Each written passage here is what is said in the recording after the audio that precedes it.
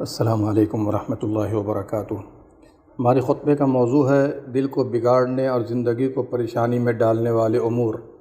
نحمدہ و نصلی علی رسولہ الکریم، اما بعد۔ بھائیو، اللہ کا تقوی اختیار کریں۔ یقیناً تقوی الہی بہترین توشہ آخرت ہے۔ اس میں شک نہیں کہ انسان بہت سے اعضاء کا مرکب ہے۔ ہر عضو کو الگ الگ کام کے لیے بنایا گیا ہے۔ جب وہ عضو بیمار پڑتا ہے تو اپنا کام چھوڑ بیٹھتا ہے۔ جب ہاتھ کو زخم ہو جائے یا چوٹ لگ جائے تو پکڑنا بند کر دیتا ہے۔ جب آنکھ بیمار ہوتی ہے تو دیکھنے میں تکلیف و گھٹن محسوس کرتی ہے۔ جب دل معصیت و برائی میں گرفتار ہو کر معنوی طور پر بیمار ہو جاتا ہے تو اپنا وہ کام چھوڑ دیتا ہے جس کے لیے اسے پیدا کیا گیا ہے۔ یہ واضح رہے کہ دل کا کام اللہ کی معرفت و محبت کا حصول، علم و حکمت سے آگہی اور اس کی عبادت بجا لانا ہے۔ دلی بیماری ایسی مخفی بیماری ہے جسے انسان سمجھ نہیں پاتا، اس لیے اس سے غافل رہتا ہے۔ اگر اسے پہچان بھی لے تو اسے کڑوے علاج کے سبب صبر کرنا مشکل ہوتا ہے۔ یاد رہے، دل کا علاج بری خواہشات سے بچنا ہے۔ بلا شبہ دل سارے اعضاء کا بادشاہ، سعادت و بدبختی کا مرجع اور اعضاء کی اصلاح و بگاڑ کا مرکز ہے۔ نبی صلی اللہ علیہ وسلم نے فرمایا، خبردار، جسم میں ایک ٹکڑا ہے، جب وہ درست رہتا ہے تو سارا جسم درست رہتا ہے، اور جب وہ بگڑتا ہے تو سارا جسم بگڑ جاتا ہے۔ ہوشیار رہو، وہ دل ہے۔ رواہ البخاری۔ اللہ عز و جل نے فرمایا، یوم لا ينفع مال ولا بنون الا من اتى اللہ بقلب سلیم۔ روز قیامت مال و اولاد کچھ بھی فائدہ نہ پہنچا سکیں گے مگر جو اللہ کے سامنے قلب سلیم یعنی بے عیب دل لے کر آئے۔ سورہ شعراء آیت نمبر 88 سے 89۔ دوستو، دل کی حیات و بیداری اور اس کے اطمینان کے کئی اسباب ہیں۔ ان میں سب سے بڑا سبب اللہ اور اس کے رسول صلی اللہ علیہ وسلم پر ایمان لانا، شریعت کے احکام کی تابعداری اور تمام معصیتوں و گناہوں سے دور رہنا ہے۔ اللہ نے فرمایا، من عمل صالحا من ذکر او انثی وهو مؤمن الی آخر الآیہ۔ جو نیک عمل کرے، مرد ہو یا عورت، اور وہ ایمان کی بلندی پر گامزن ہے تو اسے ہم پاکیزہ زندگی عطا کریں گے اور انہیں ان کے اعمال کے سبب بہتر بدلے سے نوازیں گے۔ سورہ نحل آیت نمبر 97۔ آیت سے واضح ہوا کہ ایمان و عمل کے سبب خوشگوار زندگی گزرتی ہے، اور ان دونوں میں سے کسی ایک کا فقدان ہو تو زندگی اجیرن ہو جاتی ہے، جیسا کہ سورہ طٰہٰ آیت نمبر 124 میں موجود ہے۔ ساتھیو، زندگی کو پریشانیوں سے دوچار کرنے اور دل کے اطمینان و سکون کو بگاڑنے والے چند اسباب ہیں۔ ان میں سے ایک لا یعنی اور بیکار کاموں میں پڑ جانا ہے۔ بلا وجہ بات چیت، کھانے کی زیادتی، حرام نظر بازی، بروں کی صحبت اور فضول خرچی ہے۔ جب انسان بلا وجہ بات کرتا ہے اور بات کرنے میں اللہ کی نگہبانی اور بھائیوں کی عزت کا خیال نہیں کرتا تو ایسا آدمی شعوری یا غیر شعوری طور پر گناہ میں جا پڑتا ہے۔ بعض سلف کا قول ہے، جو کثرت کلام کرتا ہے اس کی غلطی زیادہ ہوتی ہے اور وہ کثرت گناہ میں واقع ہو جاتا ہے۔ اس لیے نبی صلی اللہ علیہ وسلم نے فرمایا، جو اللہ اور یوم آخرت پر ایمان رکھتا ہے وہ خیر کی بات کرے یا خاموش رہے۔ رواہ البخاری و مسلم۔ معاذ رضی اللہ عنہ نے نبی صلی اللہ علیہ وسلم سے فرمایا، کیا بات کرنے کے سبب ہماری گرفت کی جائے گی اللہ کے رسول صلی اللہ علیہ وسلم؟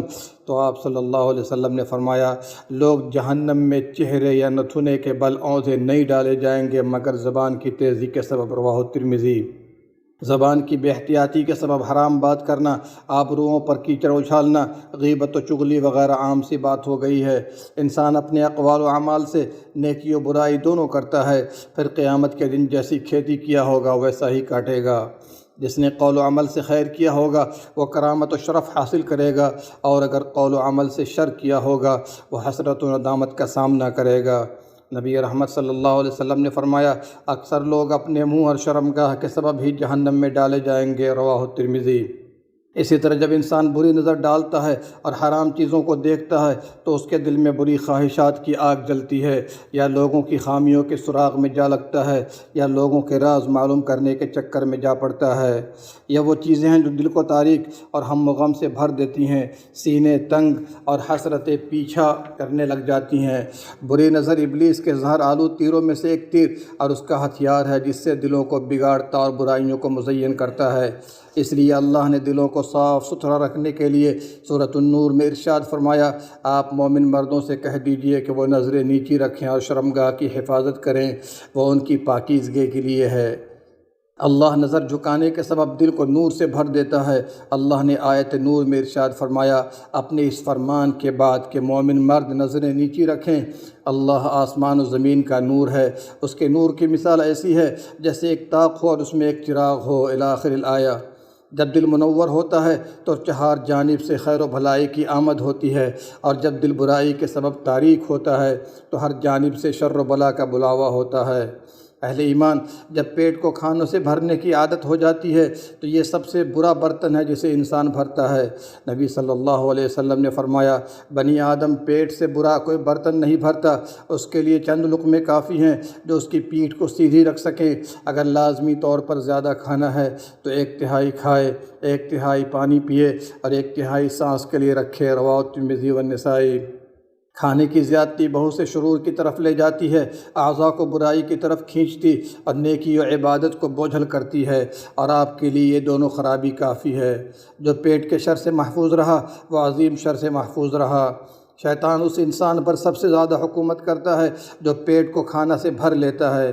اس لیے بعض سلف کا قول ہے زیادہ نہ کھاؤ، اگر زیادہ کھاؤ گے تو زیادہ پیو گے، پھر زیادہ سو گے، پھر زیادہ خسارے کے شکار رہو گے۔ اس کے ساتھ یہ بھی اضافہ کر لیں کہ آج بہت سے انسان ایسے خطرناک امراض سے دوچار ہو رہے ہیں جو ان کی زندگی کو ہلاکت سے دوچار کرتے ہیں۔ اس کی وجہ عیش و عشرت اور کھانے کی بہتات ہے۔ اسی طرح بروں کی صحبت انسان کو نیکی و بھلائی سے دور کر دیتی ہے، دل سختی و غفلت سے دوچار ہوتا اور اللہ سے دور ہو جاتا ہے۔ یہ فساد و انحراف کا خطرناک دروازہ ہے جس میں اکثر لوگ مبتلا ہیں۔ نبی اکرم صلی اللہ علیہ وسلم نے فرمایا آدمی اپنے دوست کے طریقے پر ہوتا ہے، دیکھنا کس سے دوستی کر رہے ہو۔ رواہ ابو داؤد والترمذی۔ اب رہا فضول خرچی کا معاملہ، تو اس سے مراد بلا وجہ خرچ کرنا ہے جس سے دنیا و آخرت میں کوئی فائدہ حاصل نہ ہو۔ فضول خرچی اور شان و شوکت کے اظہار نے گھر گھر کو تباہ کر رکھا ہے۔ شادی میں فضول خرچی، فوتگی میں فضول خرچی، کھانے پینے اور ضروریات زندگی میں فضول خرچی، لباس و پوشاک میں فضول خرچی، غرضے کے روزمرہ کی زندگی میں اس بری حرکت نے تباہی مچا رکھی ہے۔ اللہ اور اس کے رسول صلی اللہ علیہ وسلم نے کفایت شعاری اور میانہ روی اختیار کرنے کا حکم دیا ہے، بلکہ فضول خرچی کے سبب بندہ بہت سی برائیوں کا مرتکب ہو جاتا ہے، اور جب اس سے غرباء و مساکین پر صدقہ کرنے کو کہا جاتا ہے تو منہ ٹیڑھا کر کے تھوڑا بھی خرچ کرنا پسند نہیں کرتا۔ فضول خرچی کے سبب کتنے لوگ قرض دار ہو گئے، بیوی بچوں پر ضروری اخراجات کرنے سے عاجز ہو گئے۔ فضول خرچی نے لوگوں کی زندگی کو اجیرن بنا رکھا ہے۔ قیامت کا ایک سوال ذہن میں رہے، مال کہاں سے کمایا اور کہاں خرچ کیا؟ اللہ کے بندو، اللہ سے ڈرو اور تمام معاملات میں درمیانی راہ اختیار کرو، برائی و گناہ سے دور رہو تاکہ دل کی اصلاح ہو اور ہماری زندگی میں برکت و ترقی کا حصول ہو۔ اللہ ہم سب کو دنیا اور آخرت میں کامیاب کرے، آمین یا رب العالمین۔ اللہم صلی علی نبینا محمد وعلی آلہ وصحبہ اجمعین۔